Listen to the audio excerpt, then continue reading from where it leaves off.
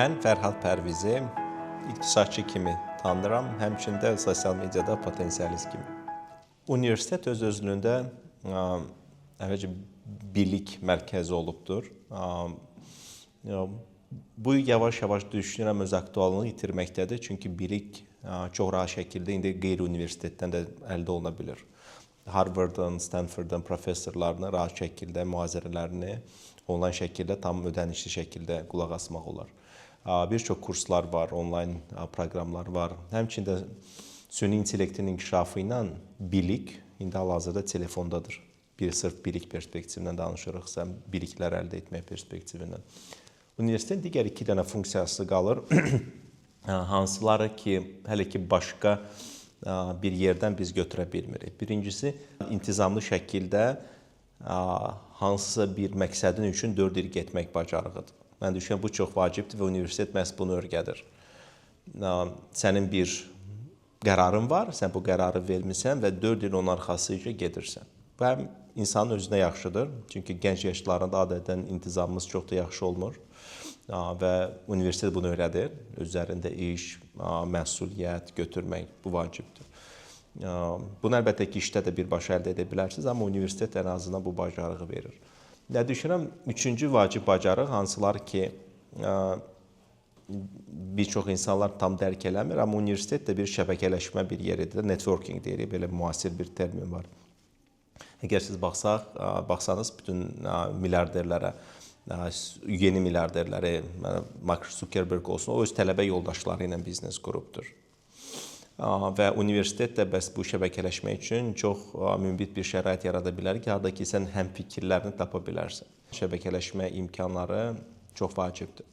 Ona görə, məsəl üçün, universitet seçimində hal-hazırda bilikdən daha çox insanlar baxmalılar ki, mən orada nizamlı, intizamlı şəkildə inkişaf edə biləcəm, mən disiplinimi artıracaqmı və mən orada hansı əlaqələr qura biləcəm. Bax, onun üzərində fokuslaşsalar, düşünürəm, daha yaxşı olar. Nəinki yalnız bilik üzərində. Forumda da qeyd etdim, işə götürən adətən iki göstəriciyə baxır. Birincisi səriştədir, nə qədər səriştəlisən və bunu sənə universitet verə bilər. Və ikinci ən vacib məqam sənin nə qədər güvənli olmağındır. Əgər biz belə bir şkala çəksək, Y xətti üzərində əgər bizdə səriştədirsə, X xətti üzərində bizdə güvəndirsə, ən ideal işçi yüksək səriştəli və yüksək güvənli olandır. Amma real olaraq belə işçilər tapmaq mümkün deyirlər, xüsusən təzə tələbəlikdən çıxanlardır. Onlar nisbətən səriştəli olur, güvən məsələsi ümumiyyətlə bilinmir. Yəni ki, rəhbər onu tanımır və bu səbəbdən ona güvənməyəcək vaxt lazımdır ki, onu sübut eləsin. Amma əgər siz rəhbərin yanına 2 nəfəri qoysanız, biri çox səriştəlidir, amma güvənli deyil, digərisi çox güvənlidir, amma səriştəlidir. Rəhbərlərin 99%-i çox güvənli və səriştəlisini seçəcəkdir. Çünki səriştəni sən artıra bilərsən iş prosesi dövründə, amma güvənliyi iş prosesi dövründə artırmaq daha çətindir, nəinki səriştəni. Mən bir çox karyera inkişaf forumlarında iştirak edirəm, misal üçün logistika sferasında bir neçə logistika şirkəti ilə danışmışam. 4 il, misal üçün digər universitetlərdə logistika sahəsində bir proqramlar var.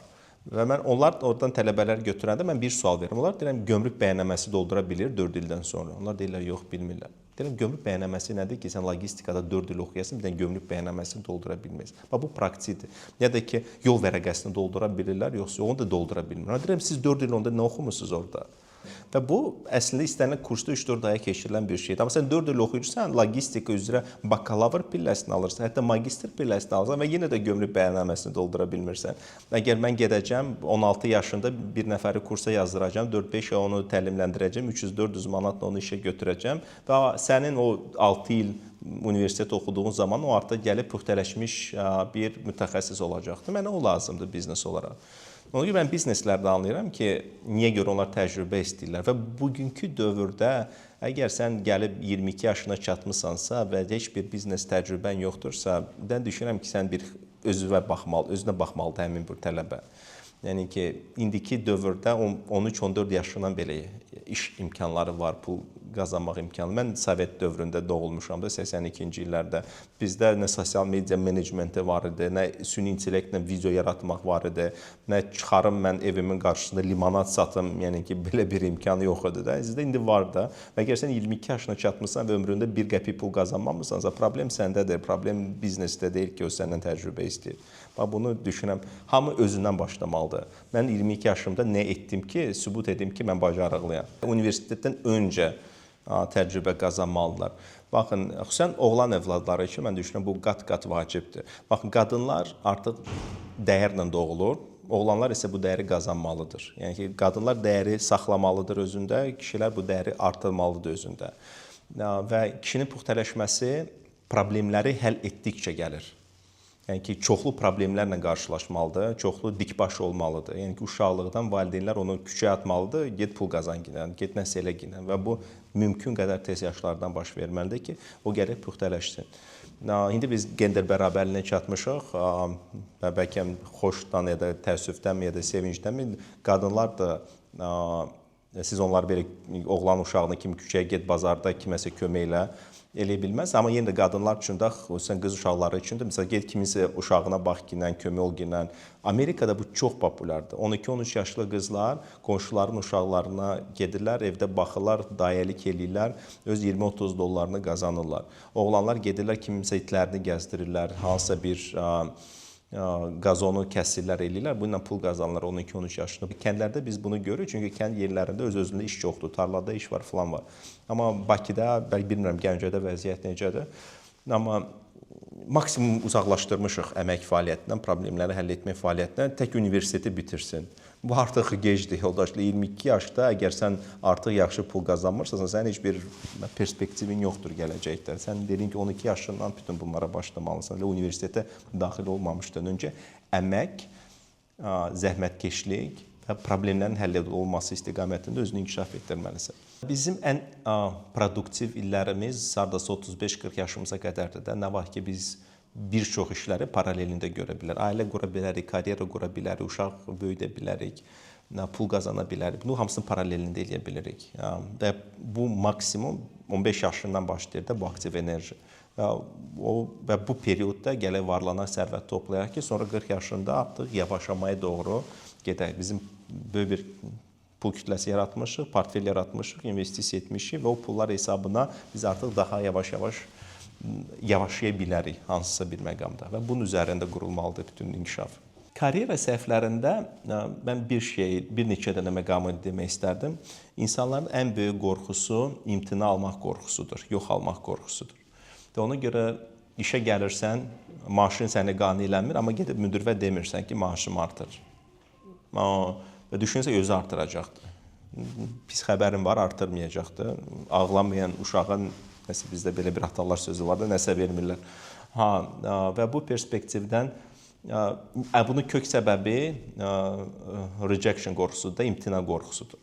Hansı cavan oğlan bir sevdiyi qıza yaxınlaşıb deyə bilər ki, mən səni sevirəm, sən də məni sevirsən. Yəni ki, qorxu var, ya da ki, tərsinə. Hamısı fundamentdə buradan başlayır. Və bunun çox yaxşı bir metodu var. Bu qorxunun necə gələ bilərsə. Mən deyirəm, kiçik yox almalardan başlamaq lazımdır. Misal üçün, gedin yaxındakı kofe şopa, deyin ki, sizə pulsuz kofe versinlər. Bir misal olaraq. Ya da ki, küçədən bir tanımadığı bir insana yaxınlaşın, xahiş edin ki, onlar mı sizin telefonunuzdan selfie çəkdirin. Məqsəd yox almaqdır, yox cavab almaqdır. Və bir 30 dəfə, 40 dəfə onlar bu yox cavab alandan sonra görəcəklər ki, heç nə baş vermir. Biz insanlar çox egoistik. Biz özümüzü o qədər yüksək səviyyədə görürük. Biz düşünürük ki, bizə yox desələr, biz bütün Azərbaycanda biabır olacağıq. Yəni ki, 5 dəqiqədən sonra səni heç kim xatırlamayacaq da, yoldaş. Gəlib pulsuz kofe istədiyini, kimdənsə selfie çəkmək istədiyini, kimdənsə tanımadığı insandan gedib bir 5 manat borca götür ginən. Yəni ki, borca yox, sadəcə pul istə ginən. Bax, bu kiçik imtinalar sonda insana bir gözünü açır ki, heç nə pis şey baş vermədi əslində. Və bunun üzərində fokuslan. Mən niyə görə deyişəm? Bax, bu uşaqlar var. Gəncədə hələ ki görmədim, çox az gəzdim buralarda, amma Bakıda bizdə populyardır. Sən kafedə oturursan, və hansı bir balaca uşaq gəlirsən gül satmağa başlayır. Sən o qovalayırsan, deyirsən gül xoşuma gəlir, o deyir mən sənə təzəsini gətirərəm. Deyirsən xırdam yoxdur, mən xırdalayaram sənə pulu, narahat olma. Və onlarda o qədər yox cavabını alıblar boşa. Onlar yox cavabından qorxmurlar. Sən onları qapıdan qovlayacaqsan, pəncərədən girəcəklər. Pəncərədən qovlayacaqsan, divardan, damdan düşəcəklər sənə. Amma sonda da pulunu alıb gedəcəklər. Mən düşünürəm cavanların karyerada ən böyük buraxdığı səhv məhz budur. Yox almaq qorxusundan istədiklərini istəmirlər. Sonda budur. Bəlkə verəcəyi hardan bilirsən. Sən soruşmaya nə qədər əminliklə bilməyəcəksən. Bu ehtimaldır. Bəlkə soruşacaqsa deyəcək, əla. Əlbəttə ki, orada yanaşma lazımdır. Onlar bilməliyik. Mən bu dəyəri qatıram. Mən şirkət üçün falan qədər pul. Bunda dialoq aparma var. Bu da çox vacibdir ki, mən nə dəyər qatmışam, mən nə qədər şirkətə pul qazandırmışam, mən müdirin vaxtına nə qədər qəyanət etmişəm. Bütün bunları gətirirsən. Bax, mən sənin üçün bütün bunları etmişəm. Mən düşünürəm ki, mən daha çox pul verə bilərsən. Sadəcə gəl mənə daha çox pul ver deyil, əlbəttə ki. Sən gələ göstərərsən, niyə görə sənə bu pulu versin. Amma insanlar hətt etdikdə belə, mən bunu çoxlu müşahidə etmişəm, çox yaxşı nəticələr göstərirlər, amma gedib demirlər.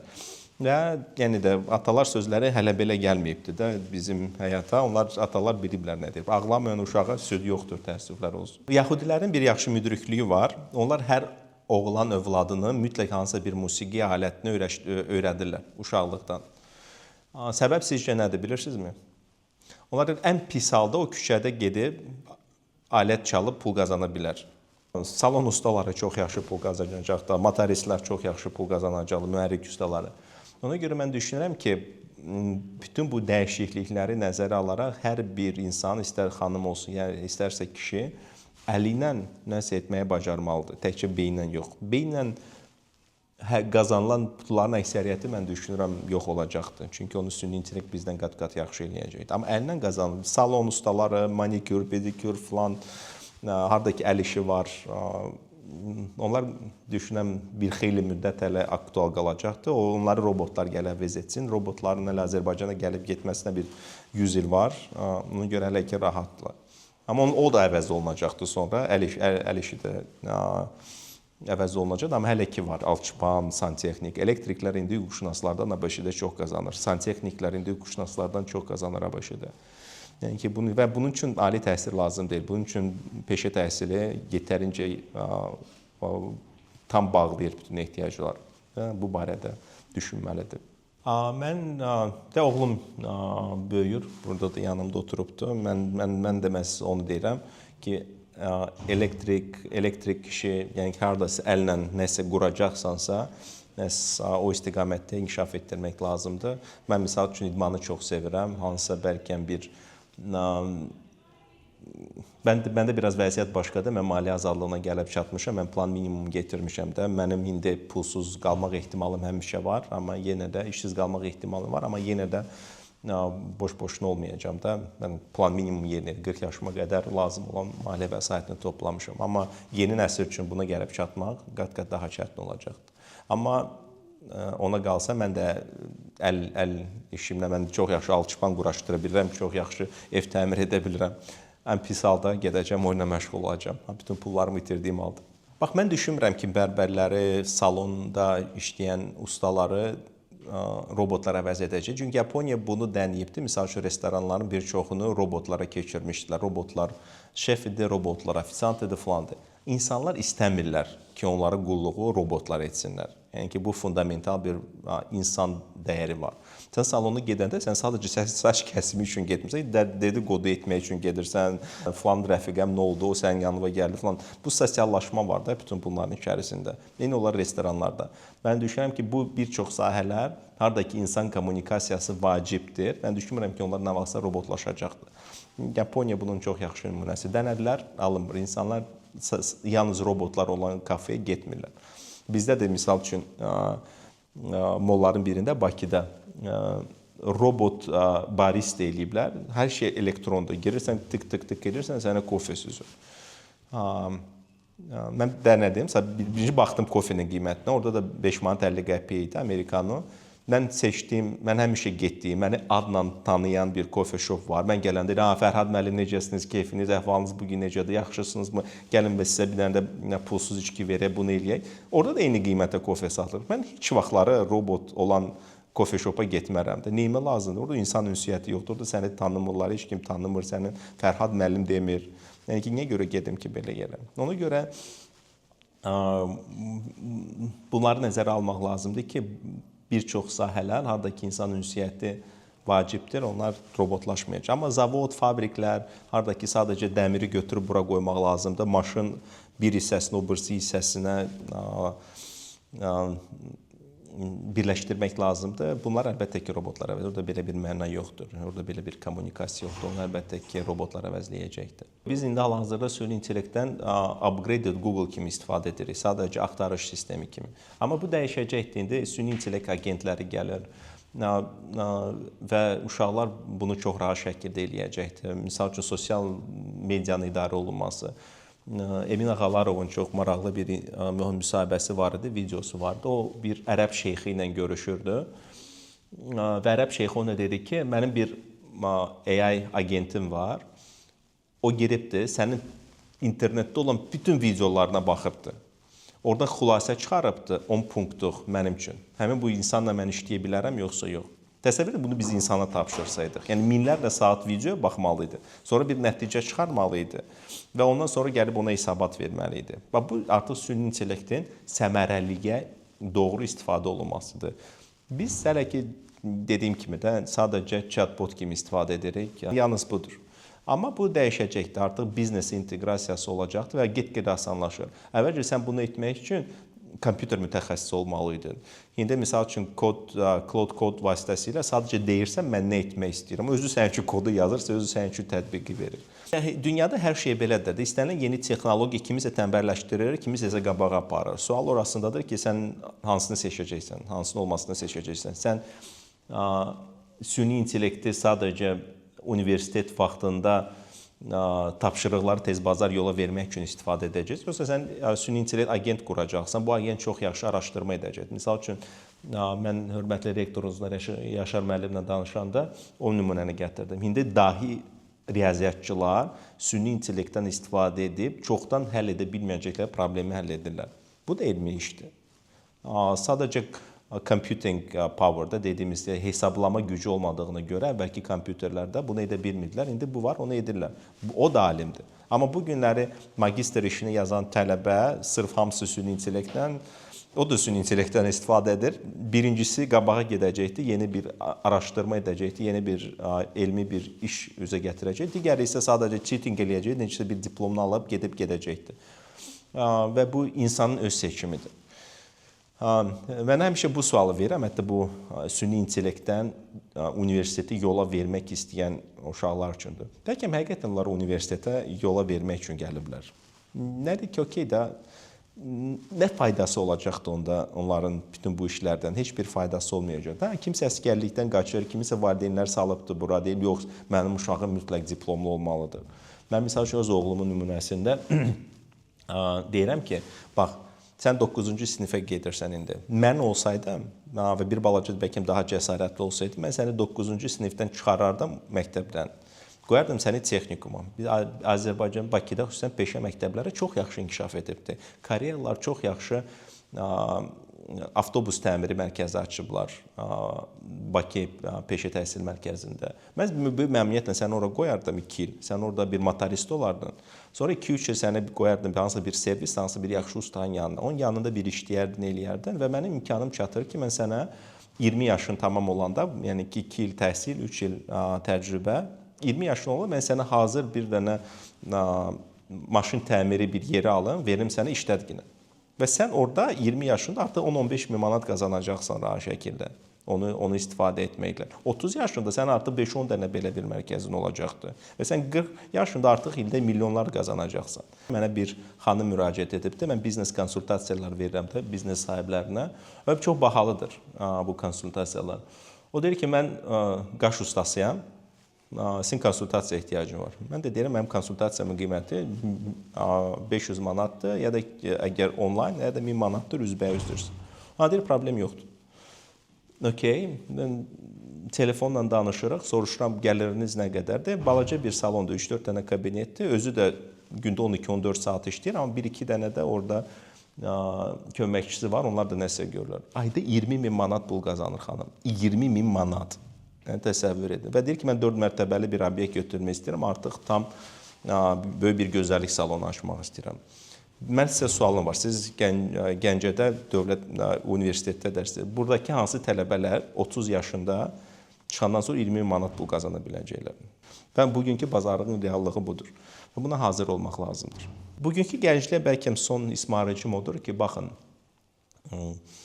mənasız həyat sürmək, məqsədsiz həyat sürmək nədir də? Sən bir məqsədin olmalıdır. Əgər məqsəd bugün mən özüməmsə, bu məqsəd deyil öz-özlüyündə. Siz bir xeyli çətinliklərlə üzləşəcəksiniz. Çünki səni irəli aparan həmişə bir ideya olmalıdır.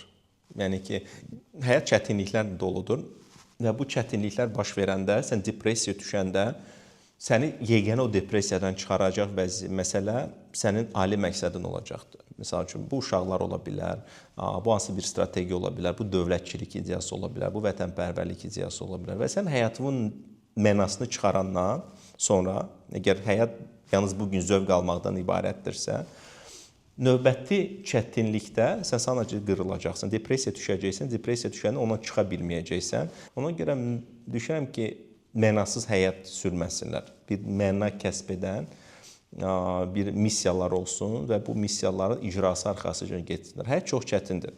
Nə qərar verəcəklərsə verəcəklər, onun mənfi və müsbət tərəfləri olacaqdır. Evlənsələr də peşman olacaqlar, evlənməsələr də peşman olacaqlar. Evlənsələr də xoşbəxt olan anlar olacaqdır, evlənməsələr də xoşbəxt anlar olacaq. Uşaq doğsalar da peşman olacaqlar, doğmasalar da peşman olacaqlar. Uşaq doğanda da xoşbəxt anlar olacaqdır, uşaq doğmayanda da xoşbəxt anlar olacaqdır. Hər kəs öz xoşbəxtliyini seçir sadəcə olaraq. Məsləhətim budur son.